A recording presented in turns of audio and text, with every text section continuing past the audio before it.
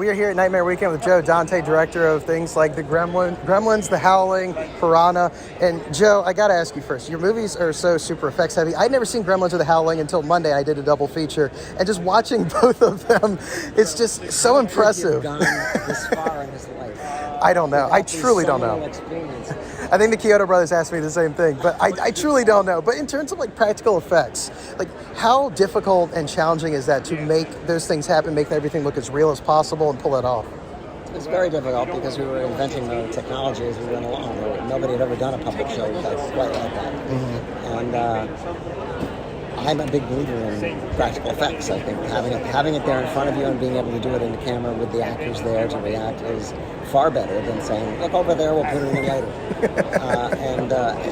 It's worked, obviously. The way Harry was in these movies, the actors never saw anything, and they worked out fine.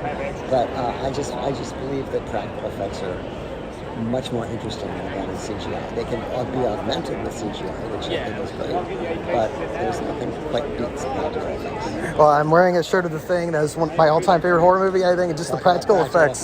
Yeah. Exactly, and I have to ask this, after watching The Howling, like the transformation scenes, how did you guys pull those off? What went into that? It was Rob Bottin. He came up with a whole bunch of ideas, change all heads, and sometimes it's Papa Pardo, sometimes it's Ed. And it's pretty well cut, and it's pretty well shot. And it was, it goes, frankly, just between you and me, it goes on a little too long. But the exhibitors said, no, don't cut it. We're going to make money with this. I like that movie. Well, and you spoke to this a little bit, but Spielberg was such a fan of The Howling, and then you ended up helming Gremlins. What did that relationship mean to you in terms of, he was coming off Raiders and Jaws and all that stuff? It was great. I had no idea he even knew who I was. I mean, it was like, who is this guy? He sent me a script for Gremlins, and I thought, this is obviously coming to the wrong address. But he apparently knew who I was, and he'd seen The Howling. That's where he got Dee Wallace from. He had seen Piranha because Universal said, we're going to sue them. And he said, no, don't sue them. It's a parody.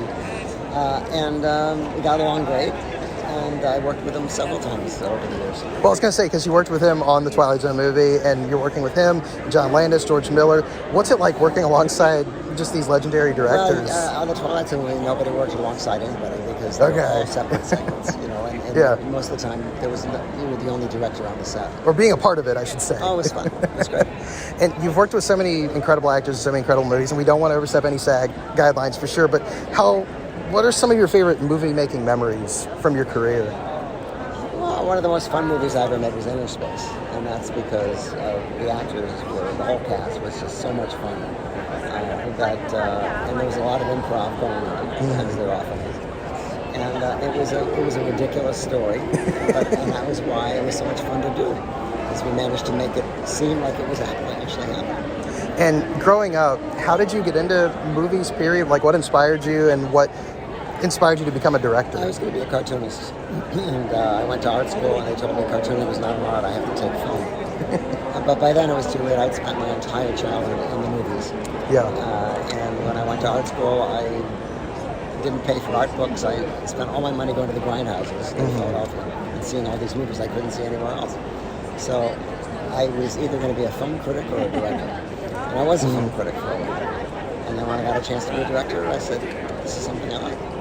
Well, and obviously Gremlins is centered around Christmas. I love Christmas movies. I love horror movies, comedy movies. The combination is great. But how do you maintain that balance of horror, comedy, and keeping a holiday theme going throughout it? I have no idea. I mean, we just did it. I found a lot of aspects of the story that I thought congealed. And we made the trick is you make the movie you want to see. Right. And hopefully other people want to see it too. And that's basically what I did. And are there any projects from your career that never fully came to fruition that you had wished happened?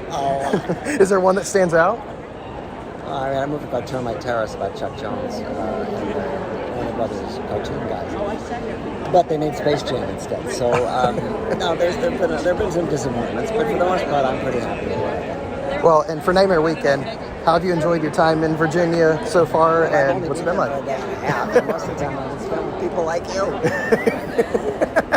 Well, Joe, thank you so much. I really appreciate the time and love your movies. Thank you so much.